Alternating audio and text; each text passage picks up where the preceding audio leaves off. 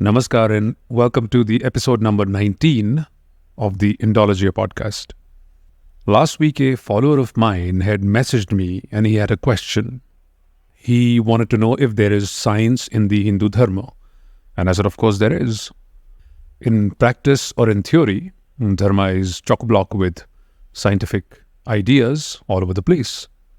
And this person said that he wants to read about some of them. So I told him that you can go and read the Surya Siddhant, the Sushruta Samhita, Yoga Sutra, there are plenty of things that a person can read. All of them were written by Hindus, but this person said that just because they were written by Hindus does not mean that they are Hindu texts. I found that weird, but for the sake of the argument, I did indulge him, though I did suspect for a moment that he was trolling me, but it is our job to educate. So I explained to him how they were practicing Hindus, the rishis, and the sadhus. They were devout Hindus, and they ended up writing all these books.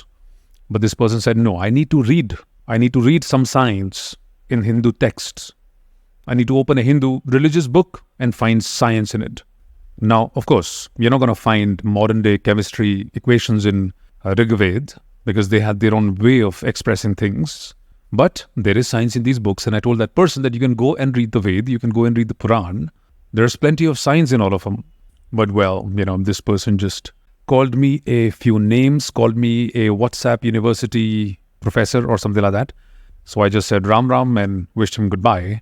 But nonetheless, this person, he did one good thing. He gave me an idea for a podcast. So in this podcast, we're going to discuss, is Hindu Dharma scientific? Is there any science in the books of Hindu Dharma? The Vishnu Puran tells the story of Prahlad, and it mentions the fact that he learned bhakti when he was in the womb of his mother. This idea mentioned in the Vishnu Puran is thousands of years old, and this scientific concept has been explored only recently in the West. Immediately it raises the question, how did they know? And I'm sure many of you have thought of this at one time or another. How did the rishis know all this thousands of years ago?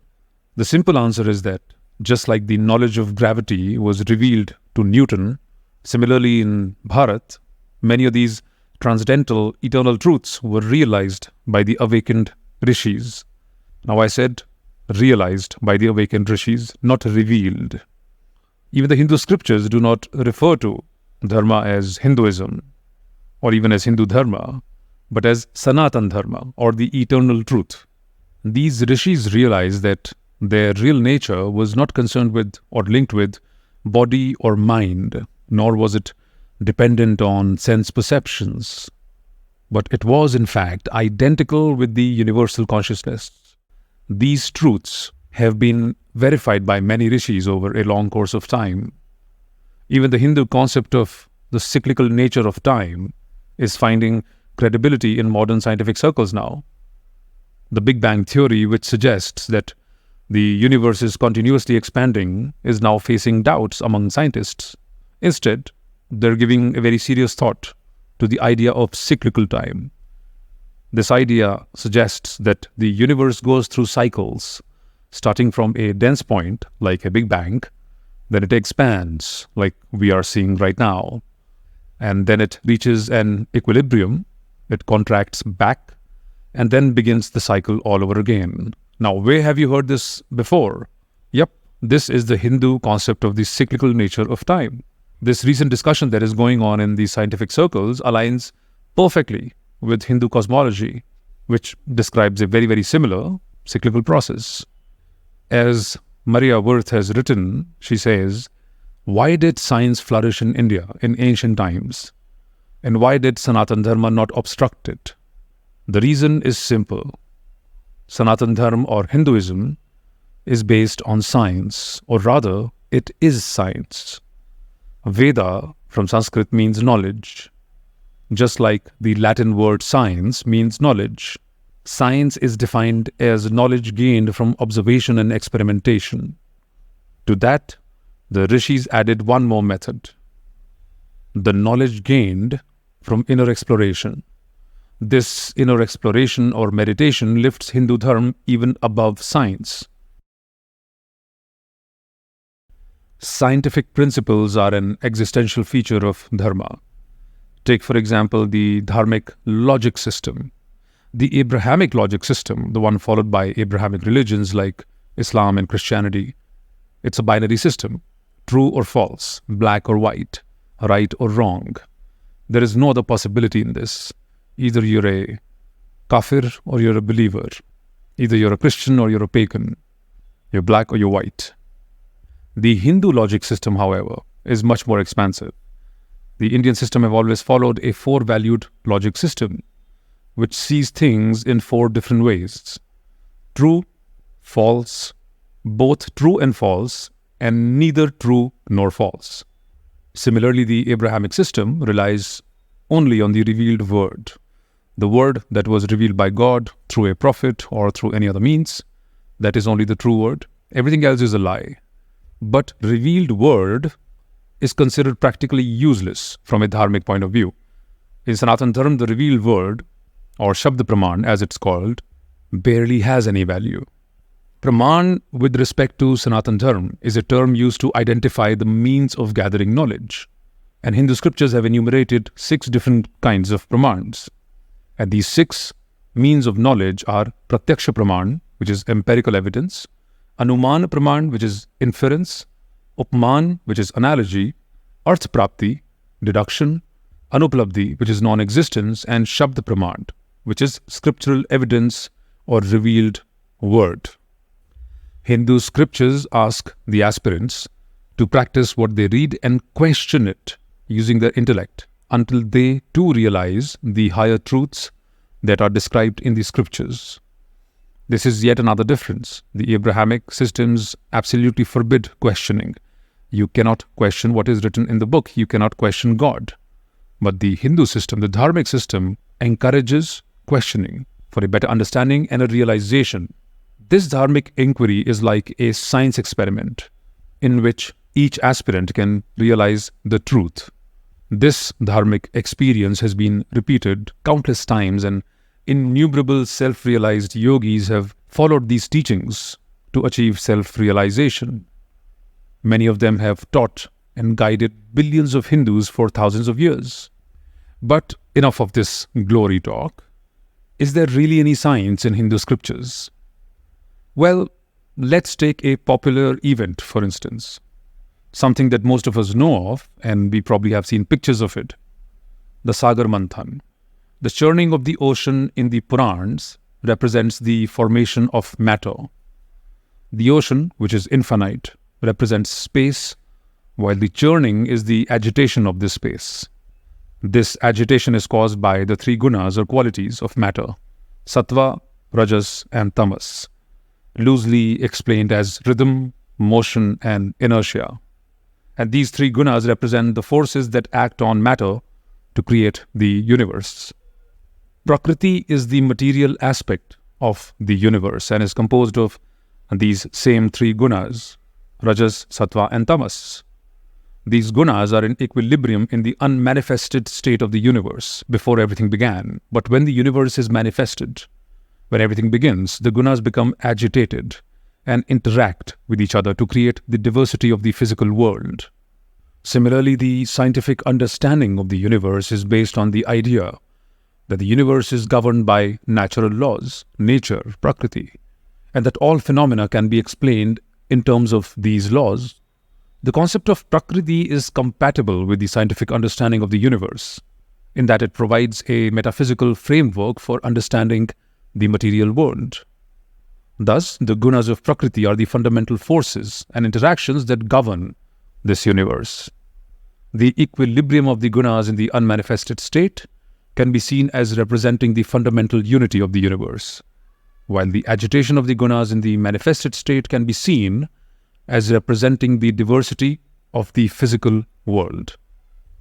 But at this point, some of you might say that, hey, that's a lot of conjecture. You're indulging in a lot of symbolism. Can you give us some real proof that there is science in Hindu texts, in Hindu stories, etc.? Most of us know the Dashavatars of Vishnuji. For those who don't know, they are Matsya Avatar, Kurma Avatar, Varaha Avatar, Narsimha Avatar, Vaman Avatar, Parshurama Avatar, Rama Avatar, Balaram avatar, Krishna avatar, and the yet to arrive Kalki avatar. In some versions of this, Balaram is replaced by Buddha, but that's a separate discussion altogether. For the purpose of this discussion, we are only concerned with the sequence of avatars till Sri Ram. Each avatar represents Vishnuji appearing in a different form. It seems simple at first, but if we take a closer look, things will begin to get interesting. The sequence of these avatars from ancient Hindu scriptures seems to predict the entire progression of life's evolution on Earth as we understand it from a modern science perspective.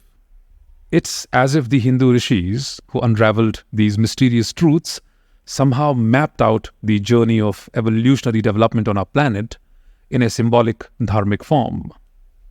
For instance, the first avatar of Vishnuji is Matsya, a giant fish swimming in the primordial ocean. To those of you who remember science textbooks from school, this will sound familiar. The Matsya avatar is the representation of life's beginnings in the vast prehistoric waters, when the only creatures were simple marine organisms, or as Charles Darwin put it, the Pisces class of the chordate phylum. Then we get the Kurma avatar, which is a tortoise or a turtle-like creature that can exist both on land and in water, which correlates to those transitional species that first ventured onto land from the oceans as terrestrial life started emerging, or the reptilia class of the chordate phylum. The next two avatars are Varaha and Narsimha, a wild boar and a fierce half-man, half-lion, symbolizing the diverse vertebrates roaming the lands, the missing link between primitive mammals and the first hominids. The rise of the mammals was aptly classified under the Mammalia class of chordate phylum.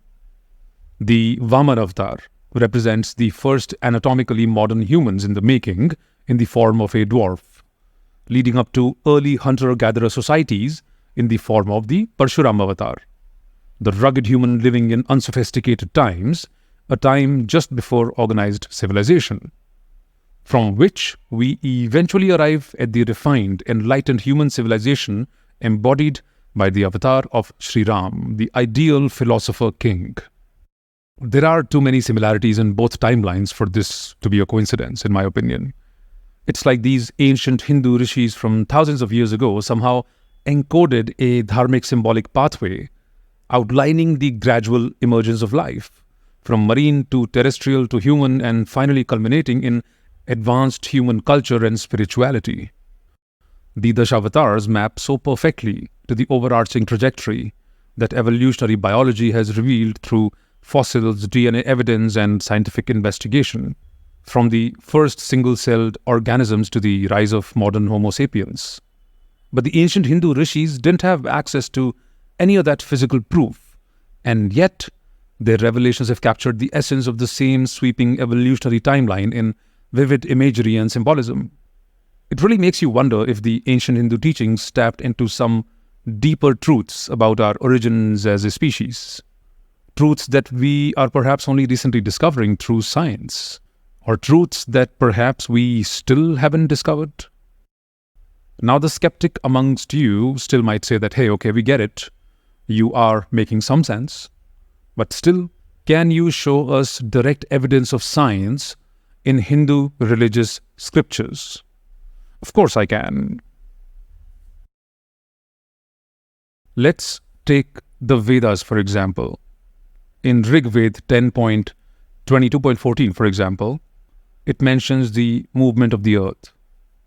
It is said, this earth doesn't have hands and legs, and yet it moves ahead. All the objects over the earth also move with it, and it moves around the sun. Now, so a certain amount of poetic freedom has been taken to express these things, but you get the gist. The movement of earth is mentioned in Rig Veda, which is the oldest text known to man. We don't even know how old it is. Similarly, Rig Veda 10.149.1 says, the sun has tied earth and other planets through attraction and moves them around itself, as if a trainer moves newly trained horses around itself by holding their reins. How incredible is this? Just imagine that those thousands of years ago, the rishis knew that the planets moved around the sun and that the sun was at the center of it all. This is perhaps the reason why we worship the sun and why sun is so important for the Hindus. In a similar vein, Rigved 2.12.4, Rigved 3.5.5, 2.12.2, they all mention similar things about earth being on the move.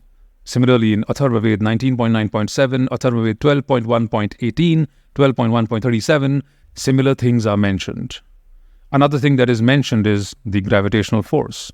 Rigved 1.35.9 says that the sun moves in its own orbit, but holding earth and other heavenly bodies in a manner that they do not collide with each other through force of attraction.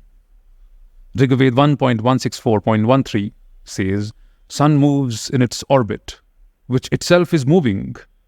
Earth and other bodies move around the sun due to a force of attraction, because the sun is heavier than them. The Rigved 8.12.30 says, Hey Ishwar, you have created the sun whose rays flow in the stream of light in small packets. This sun, as created by you, upholds the entire cosmos steadfastly by the power of attraction granted by you. Similarly, in Yajurved 33.43, it says, the sun, with his force of gravity and sphere of light, revolves in space, sustaining all its mortal and immortal family in place. There is also mention of the moon. Rigved 1.84.15 says, the moving moon always receives a ray of light from the sun. Yes, those rishis and maharshis knew that the light of the moon is not its own. Rigved 10.85.9 says, the moon decided to marry. Day and night attended its wedding, and the sun gifted his daughter, the sun ray, to moon. This is a poetic way of explaining that the light of the moon in reality comes from the sun. There is also the mention of eclipse. In Rigved 5.40.5, it says, O sun, when you're blocked by the one whom you gifted your light, that is the moon, O sun, when you're blocked by the one whom you gifted your own light, then earth gets scared by sudden darkness. And these are the literal meaning of these shlokas. You can pick up the Veds, you can read them yourself and verify the information on your own. Similarly, there's plenty of science to be found in the Puranas as well. For example, in Brahman Puran 2.19.197, it is mentioned that the situation of the earth is thereafter in the form of a circle or a globe. And the same thing is mentioned in Sri Yoga Vashisht 1.26.34, and of course in Surya Siddhant 12.53. The ancient rishis and maharshis knew that earth was a globe. Even in other texts like Srimad Bhagavatam and other Vedic tomes, it's described that the planets and the stars in the universe are in the shape of an egg or a ball. So they clearly knew that the earth, like other planets, was a spherical ball. Interestingly, Sri Markandeya Puran 54.12 also mentions that the poles of the earth are flatter. So not only did they know that the earth was in a spherical shape, they also knew that the poles were flatter.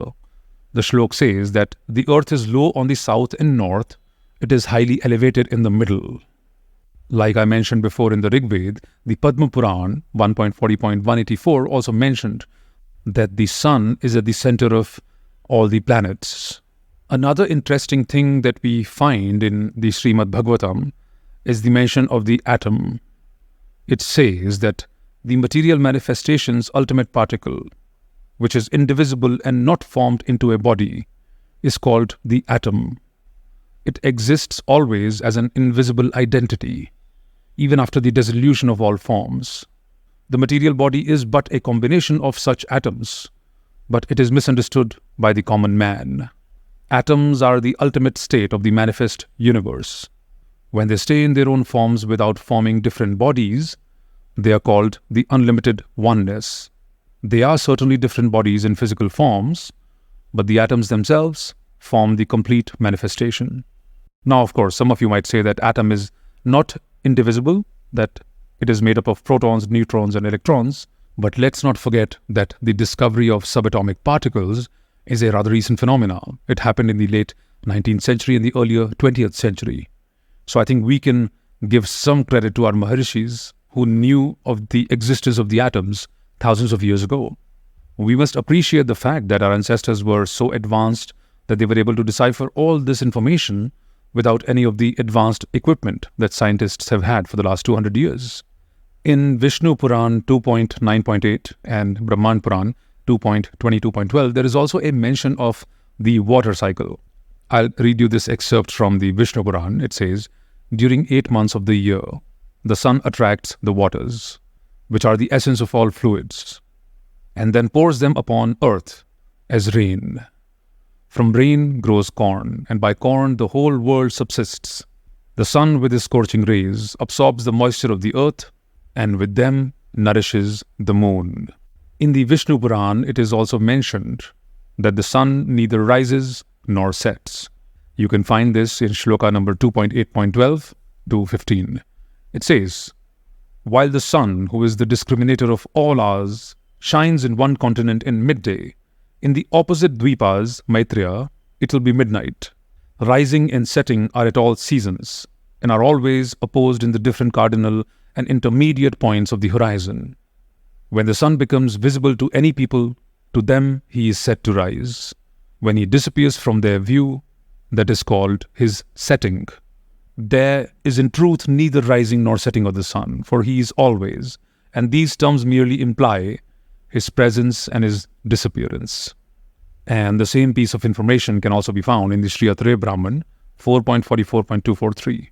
There is also a mention in Vishnu Puran of the fact that tides are caused by the moon.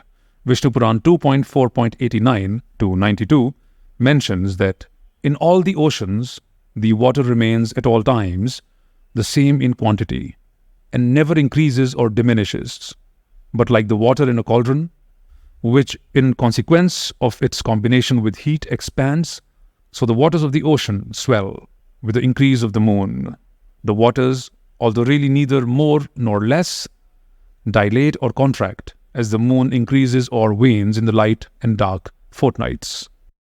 Now lastly, I'd like to mention one very important thing that I found in the Srimad Bhagavatam 3.31.2 to 3.31.10 mentions, astonishingly, the science of embryology. It says, on the first night, the sperm and the ovum mix. At the fifth night, there is a bubble, and in about 10 days, it is thereafter like a plump lump of flesh or an egg. Within a month, a head appears, and within 2 months, limbs like arms and feet form. Again, it's not talking about the full formation of the limbs, it's saying that they begin to form. The nails, hair, bones, skin, reproductive organs, and the apertures appear within 3 months.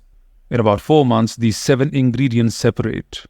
In 5 months, feelings like hunger and thirst occur, and in 6 months, the fetus starts to move to the right in the amnion. From the nutrition and fluid obtained from the mother, the body of the fetus grows as it stays in that impossible hollow where stool and urine form a breeding ground for germs.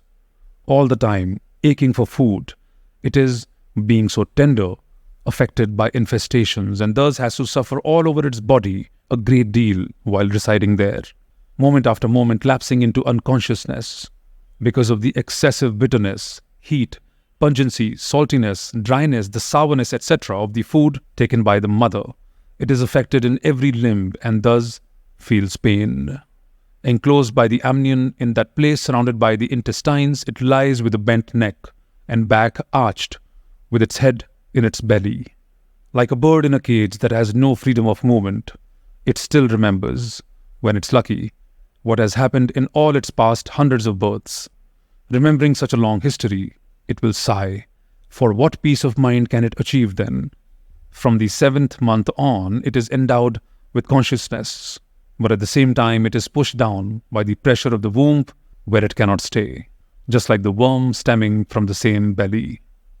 At the risk of repeating myself, isn't it just incredible that our rishis, at a time when no modern instruments existed, provided such complex scientific information in a rather understandable format in these Puranas and in the Vedas? It is a shame that in our own country, the greatest of these ideas, the fact that we have always been a scientific society, that we've always been a scientific dharma, is not celebrated. Because wise people outside in the West, those who are truly wise and who are genuinely interested in scientific inquiry, are celebrating the Hindu dharma. Schrödinger, who had famously said that most of his ideas and theories are heavily influenced by Vedanta. He had also said this about our ancient rishis, that the striving of all the scholars of Vedanta was really to assimilate in their minds the grandest of all thoughts. Heisenberg had very famously said that after the conversations about Indian philosophy, some of the ideas of quantum physics that had seemed so crazy suddenly made more sense. Quantum theory will not look ridiculous to people who have read Vedanta. It is said about Heisenberg that after his conversation with Rabindranath Tagore, he began to see that the recognition of relativity, interconnectedness, and the impermanence of fundamental aspects of physical reality, which had been so difficult for himself and his fellow physicists, was the very basis of Indian spiritual traditions. This is mentioned even by Schrödinger when he spoke about Heisenberg. He said that while Heisenberg was working on quantum theory, he went to India to lecture and was a guest of Tagore. He talked a lot with Tagore about Indian philosophy.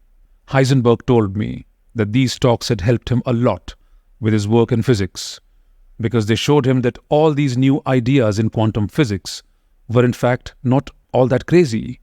He realized there was, in fact, a whole culture that subscribed to very similar ideas. Heisenberg said that this was a great help to him.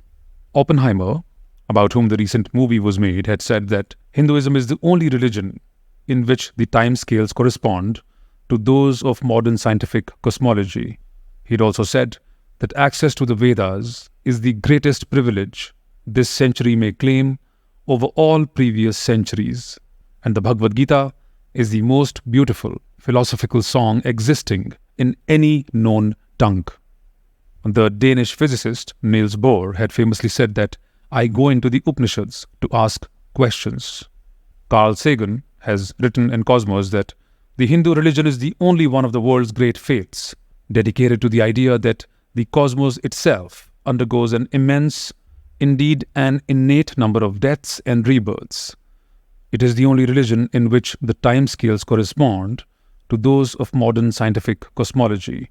Sagan also wrote that a millennium before Europeans were willing to divest themselves of the biblical idea that the world was a few thousand years old, the Mayans were thinking of millions, and the Hindus of billions. Nikola Tesla had said that all perceptible matter comes from a primary substance, or tenuity before conception, filling all space, the Akash, or aluminiferous ether, which is acted upon by the life-giving pran, or creative force, calling into existence in never-ending cycles all things and phenomena. I'll end this episode by reading you an excerpt from a bestseller, a book called The Tao of Physics, which was first published in 1975 and is still in print. The writer says, "The dance of Shiva symbolizes the basis of all existence. At the same time, Shiva reminds us that the manifold forms in the world are not fundamental, but illusory and ever-changing. Modern physics has shown that the rhythm of creation and destruction is not only manifest in the turn of the seasons and in the birth and death of all living creatures, but is also the very essence of inorganic matter.